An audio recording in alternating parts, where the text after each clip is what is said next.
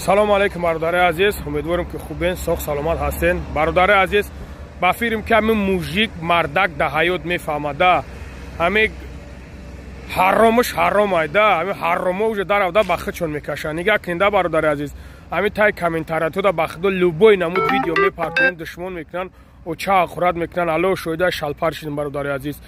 Е марғое ки оча хӯрад мекунин, хоҳар ҳақурат мекунин, ҳаромхӯр мегин ку ба фикрам ки ман намедонам ё ки ягон тут мара хоҳарта додагӣ, ман рафтам ҳаққи хоҳарта хӯрдам, ё ки намедонам чӣ гапай.